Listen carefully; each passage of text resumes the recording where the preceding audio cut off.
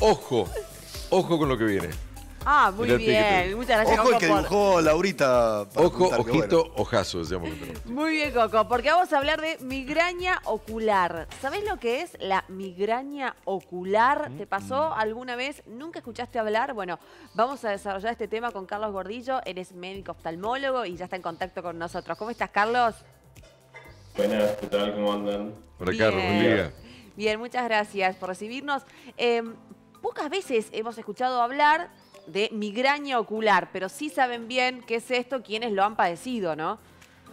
Sí, un montón de gente lo tiene.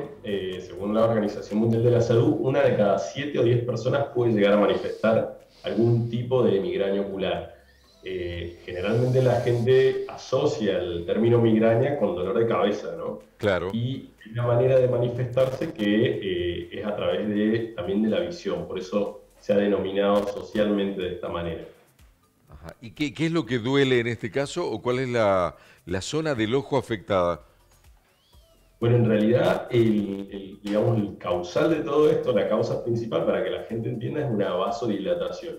Y el que sufre la migraña ocular va a sentir, a diferencia de un dolor de cabeza normal, como si fuese que está palpitando algo en la sien.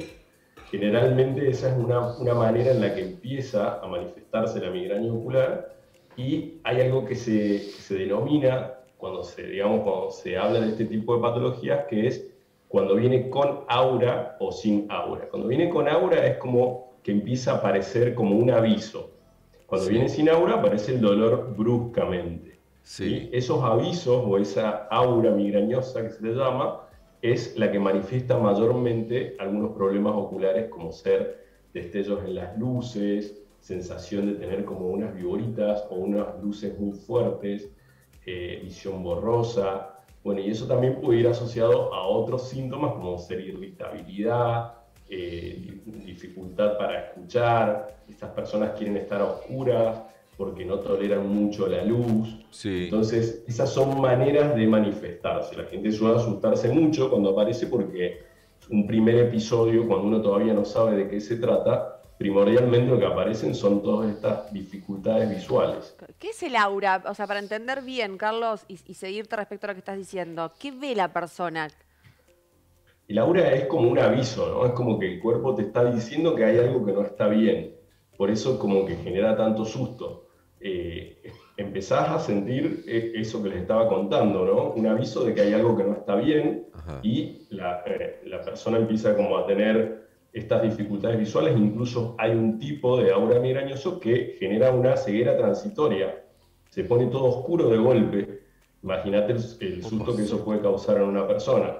Y eso se debe a distintos cambios que se llaman vasculares, es decir, de los vasos.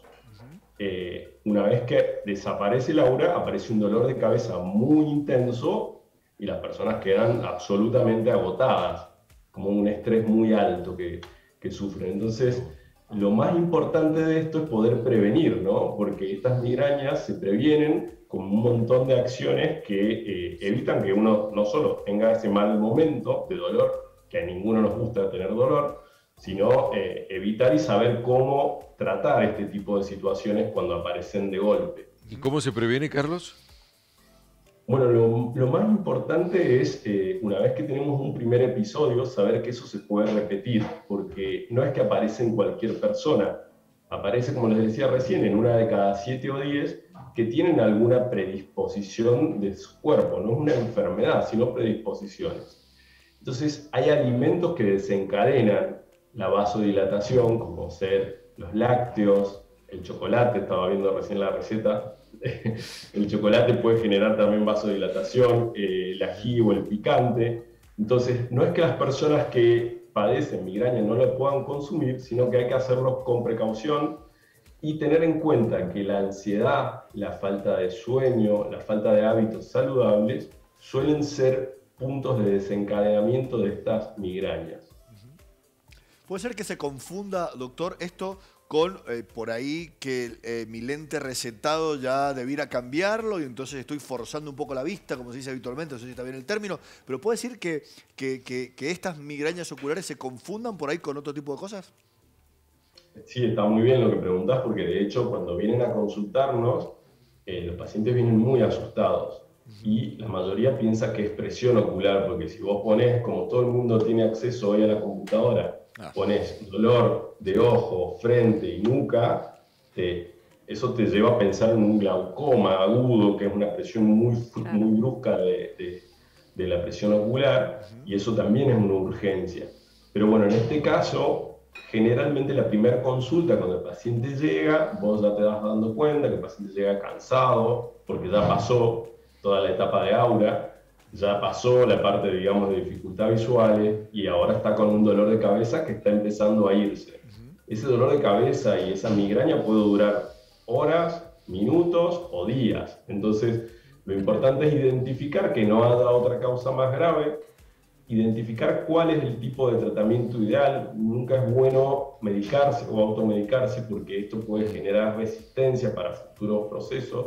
Es decir, a mí me duele un poquito la cabeza un día, no pasa nada que me tome un paracetamol, y en algún momento puede pasar. ¿Por qué? Porque automedicarse puede desencadenar algunas otras reacciones de nuestro cuerpo. Es importante esa advertencia. Exacto. Yo siempre digo que lo más importante es tener en claro los hábitos saludables, evitar el tabaco, el exceso de alcohol, la mala alimentación, el sueño, tener una buena noche de descanso a diario, ¿sí? Tener estos hábitos saludables ya nos pone en un grupo de individuos que reducimos este tipo de dificultades un montón. Ahora, si la tenés y tenés este tipo de dificultad, es importante una consulta para identificar cuál es la medicación ideal para cuando te aparecen estas auras, poder tratarla de inmediato y evitar que se desencadene todo ese proceso, ¿no? ¿Qué otras conductas podemos tomar, digo, de manera preventiva? O yo conozco gente que sufre migraña y dice, bueno, cuando tengo la migraña tengo que ir a un cuarto oscuro, sin sonido, sin ninguna luz. ¿Ese tipo de recomendaciones funcionan también para este tipo de migraña ocular? Sí, totalmente para todos. Pero como te digo, lo más importante es entender que esto se produce porque se dilatan unos vasos y tenemos un montón de maneras de evitar que eso suceda. Estas que les estoy contando es para todas las personas que pueden estarnos viendo y capaz lo tienen hasta que puedan consultar y identificar cuál es el medicamento ideal, qué se puede ir haciendo. Nosotros ahora estamos entrando en cambio de estación. Todos los cambios de estaciones, que Mendoza están tan marcados, que las 4 estaciones se ven tan bien, generan unos cambios en nuestro cuerpo hasta que se adapta.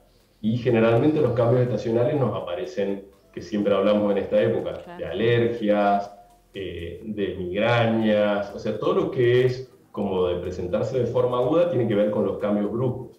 Y Mendoza se caracteriza porque tiene un cambio muy drástico de una estación a otra. Es decir, terminó el invierno y terminó el frío y al día siguiente estamos con un sol tremendo.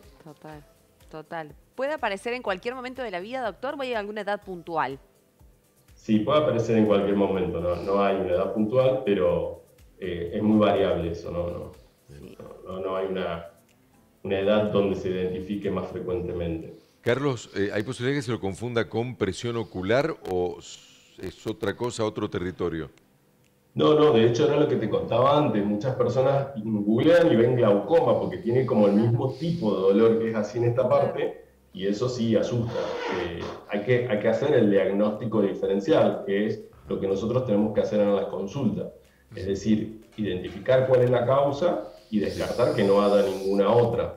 Sí. El susto es muy grande, según lo que cuentan algunos pacientes que lo han tenido, como que esto que vos decías recién, Carlos, se asustan mucho, algunos lo confunden hasta inclusive qué me está pasando, sobre todo es si un hay ataque de pánico, es una migraña de cerebral. Además que está muy de moda por el estrés, las presiones, está todo el mundo pensando que no le alcanza la plata, es tanta la presión que todo eso confabula como para que pasen este tipo de cosas. Claro, la ansiedad, la falta de sueño y el estrés son factores que pueden desencadenarla, ¿sí? Pero no en cualquier persona. Eso es importante que sepamos, que no es porque dormamos mal, todos tenemos posibilidad de tener este problema, no.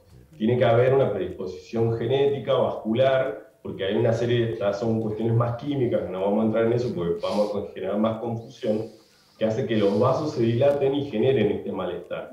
Entonces, las personas que sientan que les late la sien pueden como empezar a prestarle más atención y sobre todo saber que esto se puede prevenir y que con una medicación adecuada podemos evitar tanto malestar y que generalmente tienen un tratamiento que suele tener buen éxito.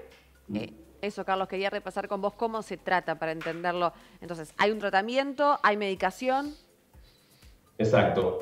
Naturalmente, que es lo que el primer mensaje que nos interesa dejar, es que si uno está bajo situación de estrés, Sí. durmiendo poco, con ansiedad, y ya empiezan a aparecer estos signos, puede ser importante empezar a reducir todo lo que nos genera malestar, el café, reducir el tabaco, el alcohol y todos los vasodilatadores, Sí, agigantes. Y como segunda pauta y muy importante, tenemos que hacer una consulta médica para identificar el fármaco ideal para prevenir y evitarnos todo lo que desencadena un episodio de migraña que, como les contaba, puede durar hasta 8 días.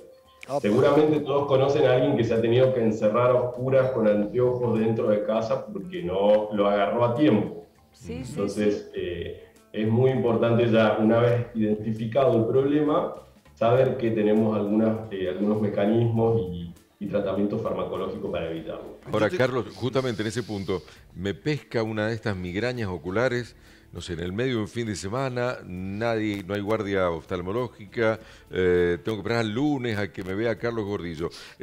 ¿Qué hago ahí como para mitigar ese dolor, esa molestia, esa sensación de vulnerabilidad? Bueno, a ver, de inmediato hay muchos pacientes que responden muy bien a un simple ibuprofeno, ¿sí? Que es un antiinflamatorio no esteroideo. Sí. No nos va a generar, es como que nos pasa a veces, nos duele la garganta mucho y bueno, te tomás algo o te duele mucho el cuerpo y te tomás algo para bajarlo. Okay. Eso te puede ayudar, pero yo siempre digo, lo ideal es hacer una consulta para descartar que no sea otra cosa. Esto nos puede servir para los pacientes que ya tienen un diagnóstico y nos pasa esto, fin de semana largo en el medio de la montaña y no podés volver. Bueno, claro. Seguramente ahí no pase porque si estás en la montaña vas a estar disfrutando sin tanto estrés, que suele ser uno de los factores que nos genera este malestar.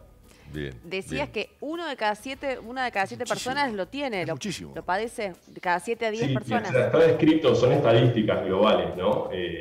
No necesariamente todo el mundo lo tiene, pero hay distintas cantidades, digamos, de frecuencias que presentan cada patología. Y la Organización Mundial de la Salud ha identificado ese número, que es altísimo.